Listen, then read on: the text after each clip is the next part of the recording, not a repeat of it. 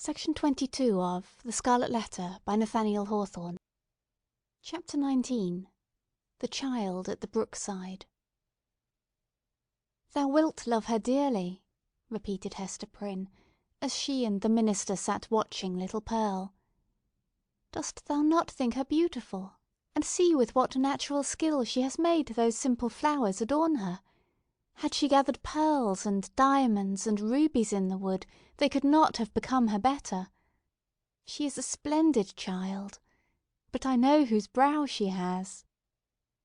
"Dost thou know, Hester," said Arthur Dimmesdale, with an unquiet smile, "that this dear child, tripping about always at thy side, hath caused me many an alarm? Methought, oh Hester, what a thought is that, and how terrible to dread it, that my own features were partly repeated in her face, and so strikingly that the world might see them. But she is mostly thine." "No, no, not mostly," answered the mother, with a tender smile. "A little longer, and thou needest not to be afraid to trace whose child she is. But how strangely beautiful she looks with those wild flowers in her hair! It is as if one of the fairies, whom we left in our dear old England, had decked her out to meet us." It was with a feeling which neither of them had ever before experienced that they sat and watched Pearl's slow advance. In her was visible the tie that united them. She had been offered to the world, these 7 years past, as the living hieroglyph, in which was revealed the secret they so darkly sought to hide, all written in this symbol, all plainly manifest, had there been a prophet or magician skilled to read the character of flame.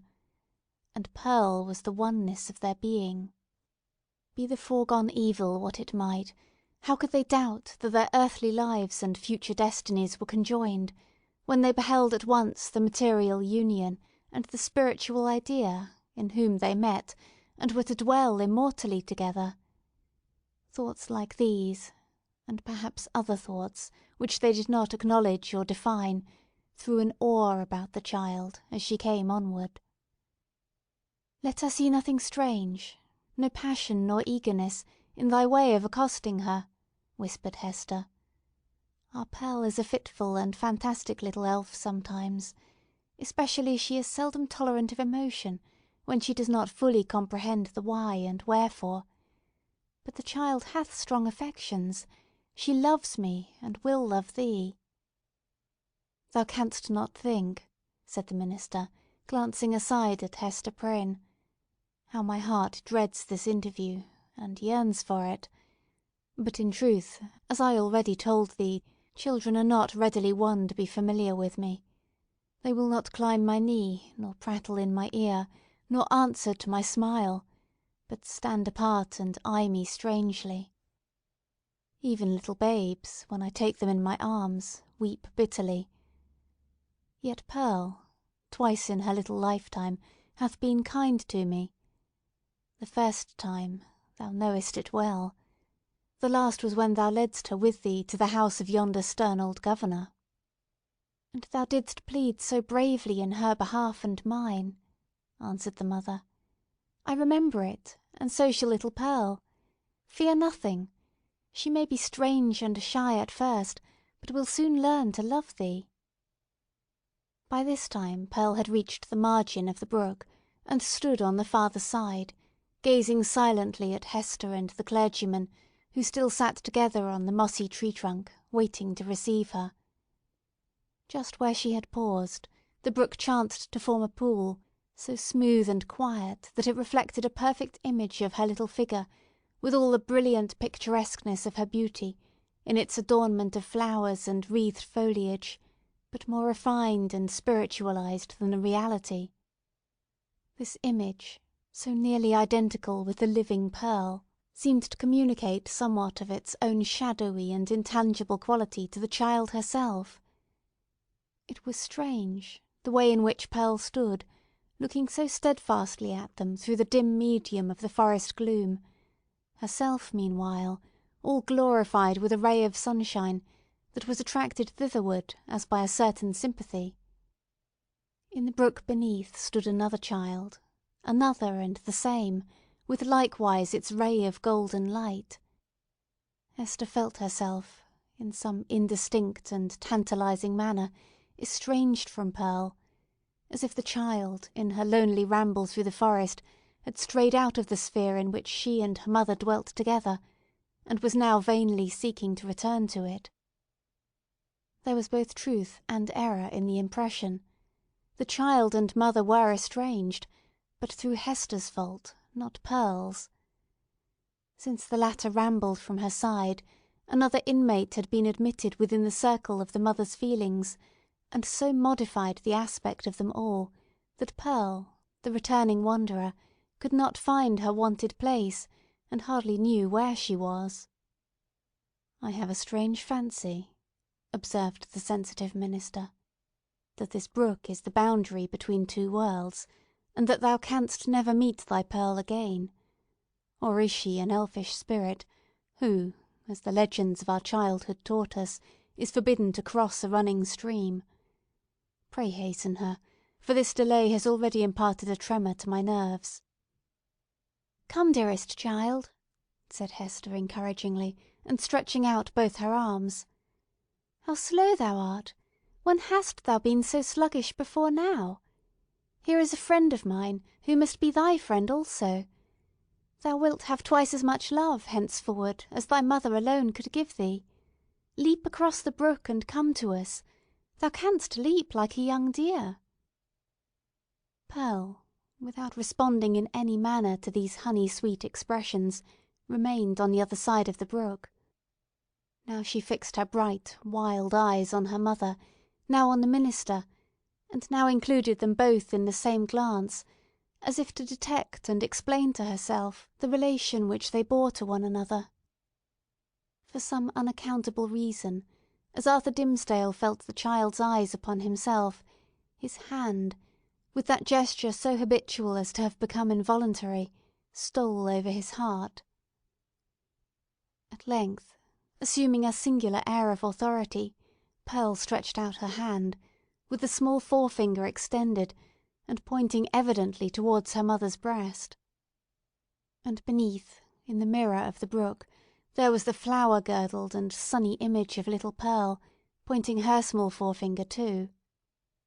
"Thou strange child, why dost thou not come to me?" exclaimed Hester. Pearl still pointed with her forefinger, and a frown gathered on her brow, the more impressive from the childish, the almost baby-like aspect of the features that conveyed it. As her mother still kept beckoning to her, and arraying her face in a holiday suit of unaccustomed smiles, the child stamped her foot with a yet more imperious look and gesture.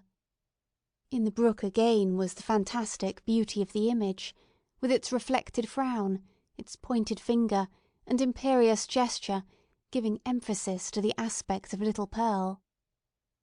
"Hasten, Pearl, or I shall be angry with thee!" cried Hester Prynne, who, however inured to such behaviour on the elf child's part at other seasons, was naturally anxious for a more seemly deportment now. "Leap across the brook, naughty child, and run hither, else I must come to thee." But Pearl, not a whit startled at her mother's threats, any more than mollified by her entreaties, now suddenly burst into a fit of passion, gesticulating violently, and throwing her small figure into the most extravagant contortions.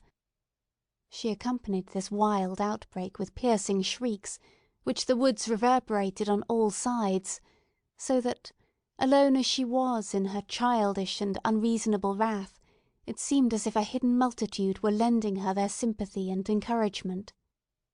Seen in the brook once more was the shadowy wrath of Pearl's image, crowned and girdled with flowers, but stamping its foot, wildly gesticulating, and, in the midst of all, still pointing its small forefinger at Hester's bosom. "I see what ails the child," whispered Hester to the clergyman, and turning pale in spite of a strong effort to conceal her trouble and annoyance. "Children will not abide the slightest change in the accustomed aspect of things that are daily before their eyes. Pearl misses something which she has always seen me wear." "I pray you," answered the minister. "If thou hast any means of pacifying the child, do it forthwith. Save it were the cankered wrath of an old witch like Mistress Hibbins," added he, attempting to smile. "I know nothing that I would not sooner encounter than this passion in a child. In Pearl's young beauty, as in the wrinkled witch, it has a preternatural effect. Pacify her, if thou lovest me."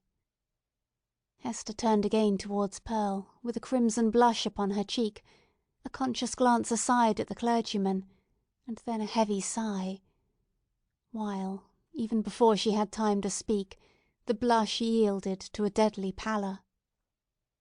"Pearl," said she sadly, "look down at thy feet, there, before thee, on the hither side of the brook." The child turned her eyes to the point indicated, and there lay the scarlet letter, so close upon the margin of the stream that the gold embroidery was reflected in it. "Bring it hither," said Hester. "Come thou and take it up," answered Pearl. "Was ever such a child?" observed Hester, aside to the minister.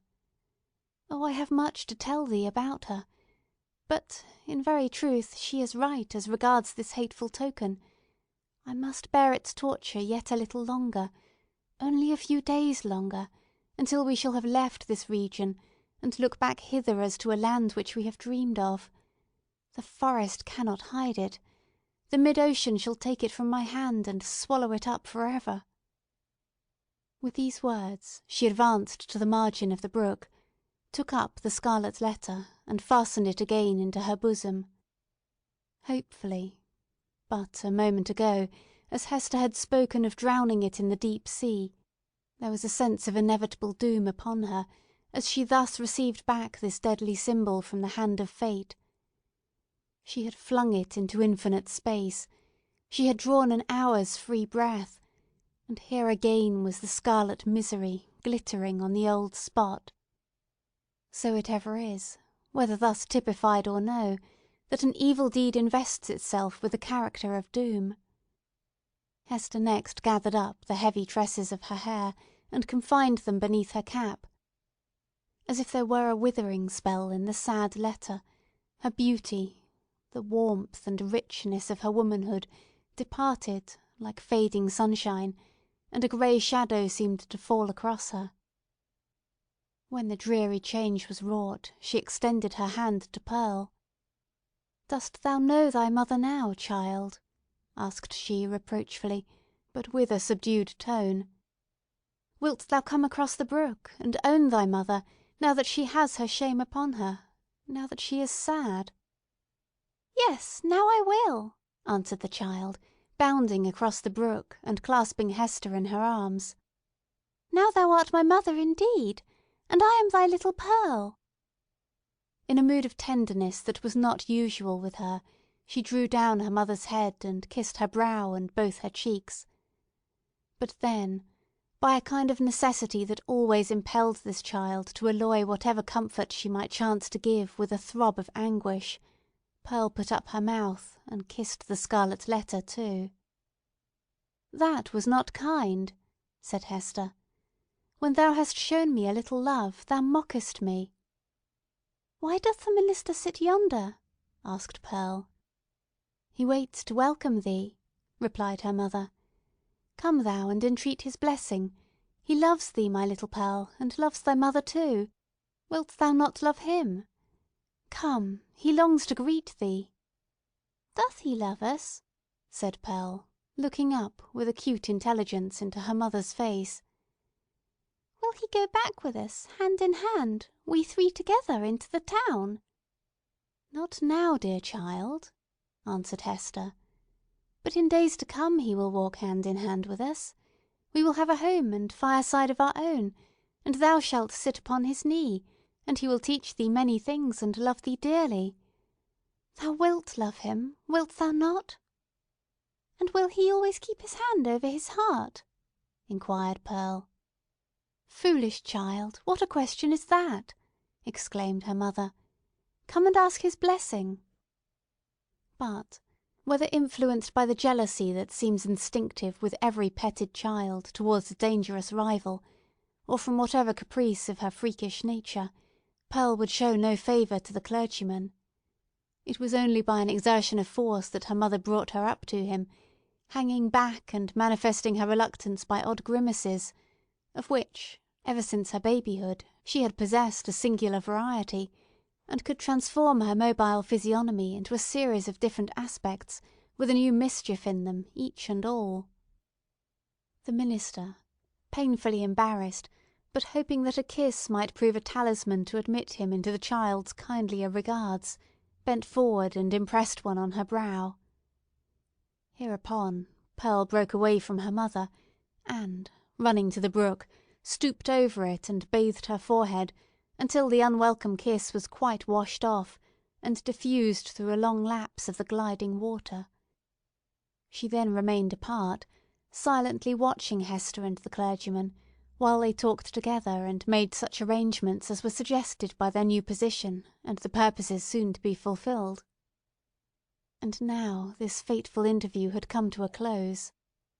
The dell was to be left a solitude among its dark, old trees, which, with their multitudinous tongues, would whisper long of what had passed there, and no mortal be the wiser. And the melancholy brook would add this other tale to the mystery with which its little heart was already overburdened, and whereof it still kept up a murmuring babble, with not a whit more cheerfulness of tone than for ages heretofore. Section 22.